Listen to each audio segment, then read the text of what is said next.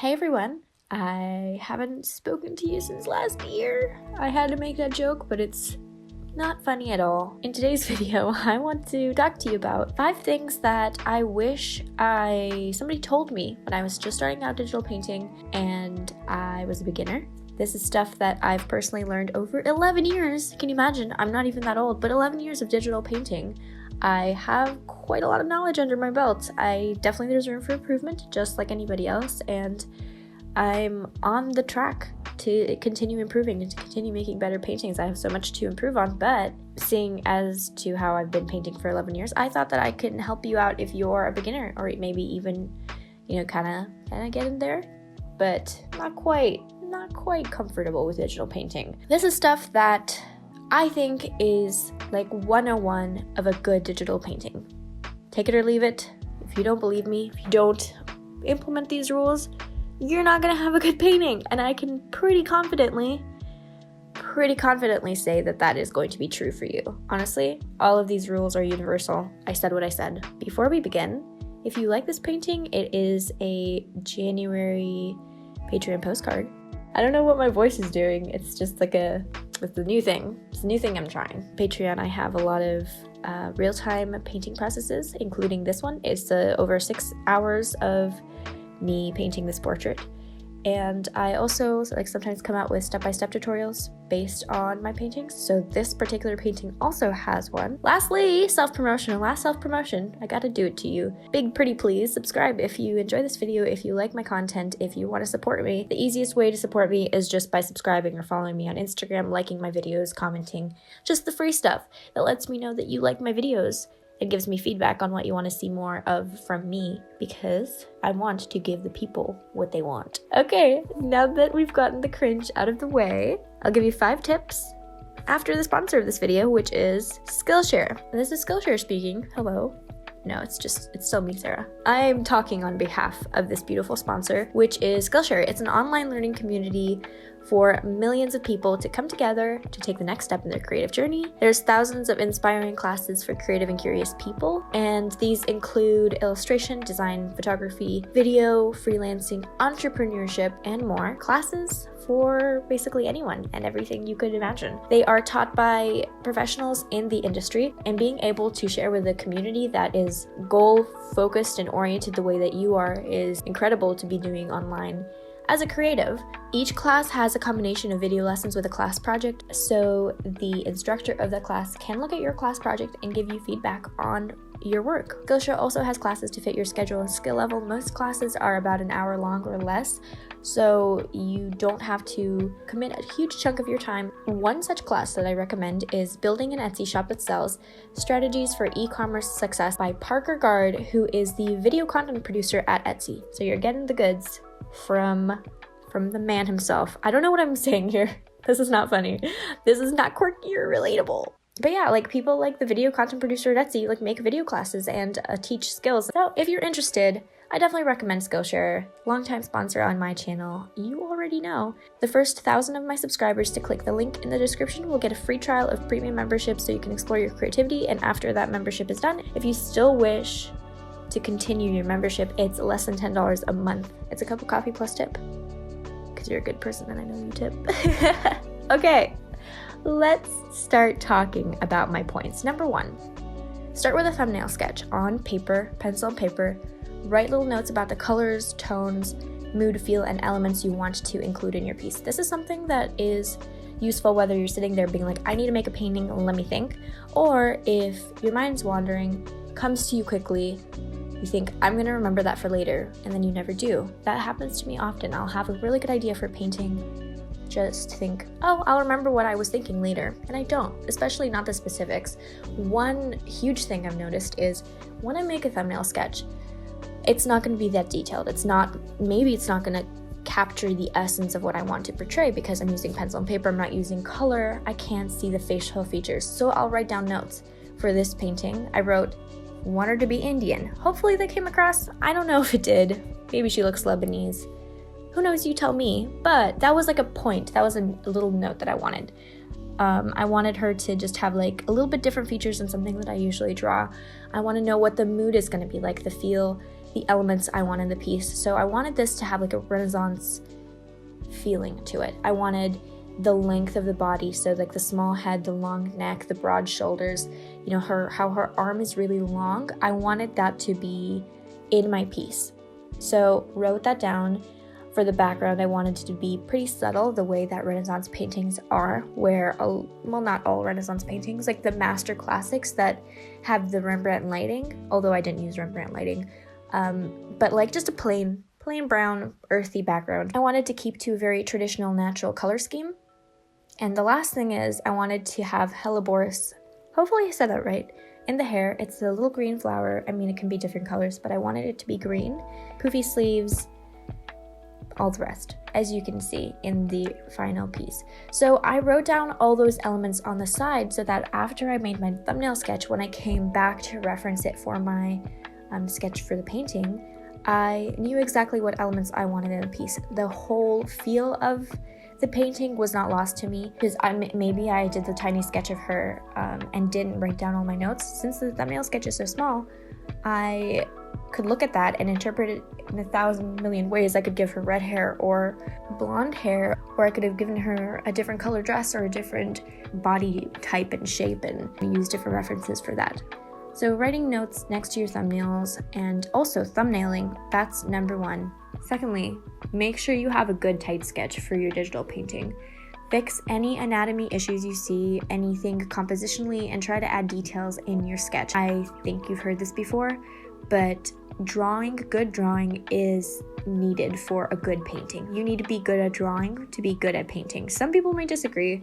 You can think what you want about that statement, but having a clean sketch for the base, like the bones of your painting, is going to make painting so much easier. If you have bad anatomy, you look at it, and because you don't want to keep spending time on the sketch, you say, okay, I'm going to fix it later in the painting. That is going to be so much harder than just fixing that sketch. It might also make you have to scrap the painting. I've definitely done that in the past, of being a little bit too lazy with my sketch, thinking I can paint over it later and it'll be fine, spending way too much time trying to fiddle around and to fix everything, and then in the end giving up on that painting because I'm just not pleased with it. I don't think it looks good.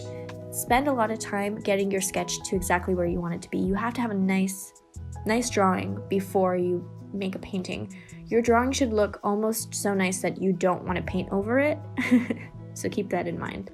In the long run, it's going to save you a lot of time having that clean sketch. You're not going to have to fix anything in your painting, or you'll be painting over that sketch, spend a lot of time developing a specific area with details, and then when you look at it, it's all out of proportion, and you have to paint over that section with something else because your anatomy or your composition wasn't right.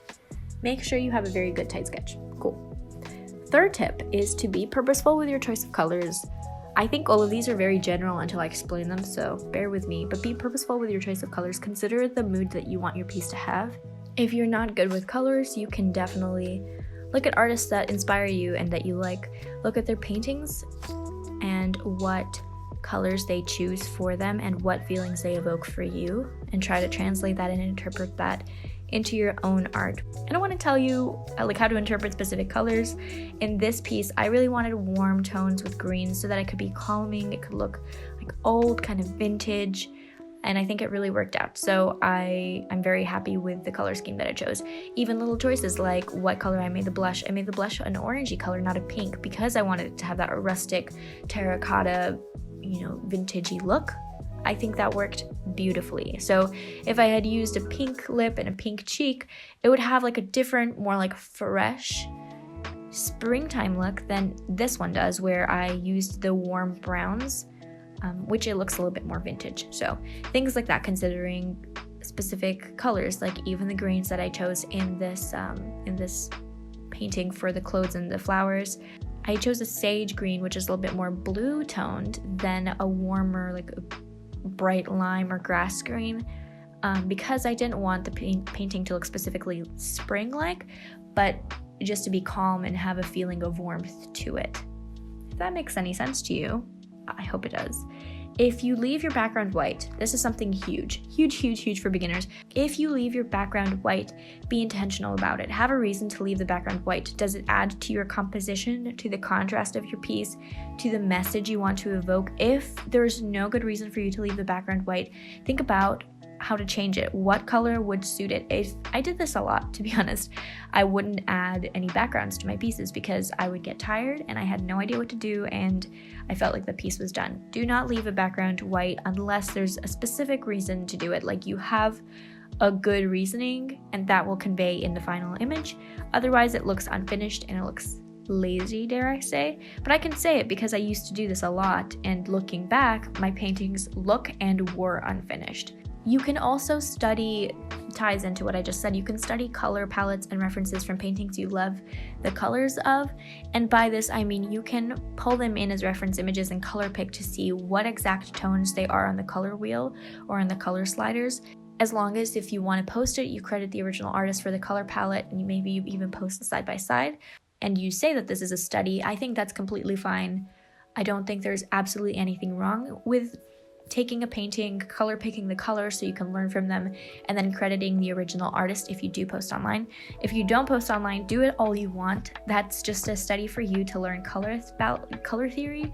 Nothing wrong with that at all. So I would encourage you to do that if you see an artist that you love their colors and they have like tiny nuances and differentiations in the shades and tones that they use in their paintings. You can study and see how they achieved that effect. My fourth tip is to take your time with details. Every painting has an ugly stage, and that is the place I see beginners stop. That's where I used to stop most often. Just because your painting starts off looking horrible doesn't mean that you're not getting there and that you're a bad artist. Like, if you watch a time lapse of my art, there's an ugly stage, but it's there for like 30 seconds, right? It's not that long. If you slow down the painting and you look at it in a real-time process, I've spent 2 hours in that ugly stage. It's a bad place to be at. It's not fun, but that does not mean that your painting is bad. It's going to turn out bad, or that you're a bad artist. This draws back to the second point of making sure you have a tight and a good sketch. If you have that really good sketch, you will 100% get through that ugly phase of your art. You need to be at that phase to be able to build up colors, shadows, lighting, your details. You need to keep working on those and like shining your painting up. Don't like despair if you have an ugly stage. If you have a tight sketch that you're proud of, you 100% can get through that ugly stage. So do not stop at that ugly stage. Do not feel like you're a bad artist. Do not feel like that is all you're capable of. You have to get through that feeling. And a lot of big artists, a lot of artists that you look up to, me personally, I'm not saying I have that stage a lot. Is I understand that stage is coming and that stage is part of the process, and so it doesn't really discourage me as much as it did before, because I know it is part of the process. It's natural, and I can keep working on it and have a painting that I will love in the end. So make sure you have that really clean, nice sketch underneath, but otherwise do not stop and do not like quit on the painting. Just keep working at it. My fifth tip is to try to consistently paint. Every time you paint, you should be learning something new or implementing a new technique. I cannot stress this enough. When you paint, or when you do anything, if you want to improve at it, you have to learn from each experience. So don't beat yourself up. Don't like tell yourself how horrible like your last painting was. If it wasn't great, try to look at what you did really well with it and what could be improved in the next piece. And for every piece that you make, every painting, try to one up the last one you made. So if you were super proud of your colors, but you weren't proud of your lighting, try to up your lighting. Maybe every element of your piece was great. You were absolutely impressed with the work you did for every single thing. Anatomy, lighting, colors, everything.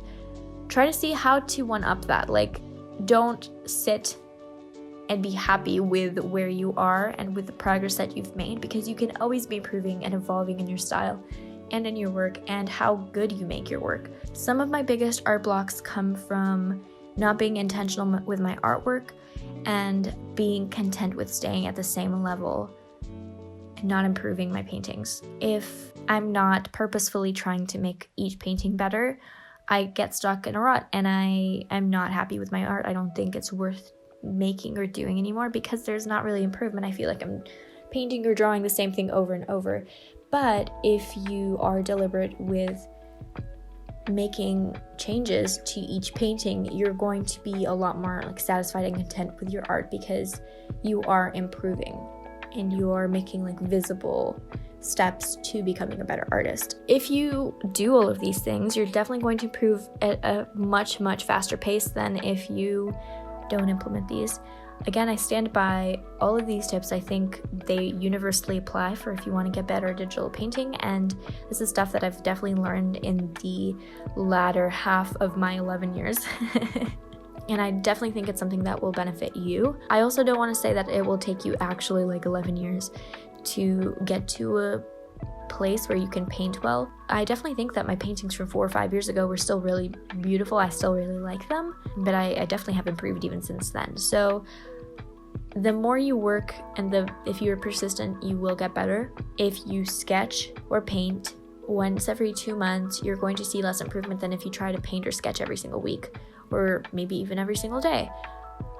Depending on your time, you know what your schedule looks like and how much time you have to allot and devote to art.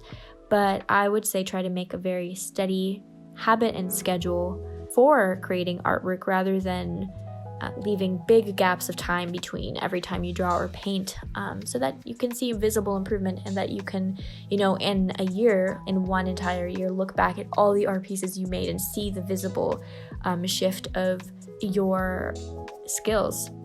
Something that I think is really cool to look back on and is very encouraging. Anyway, I hope this all helped you out. If you enjoyed this video, give me a thumbs up and subscribe for more content. I already asked you to do that, but if you didn't, now you can. Now's your time. Now's your time to shine.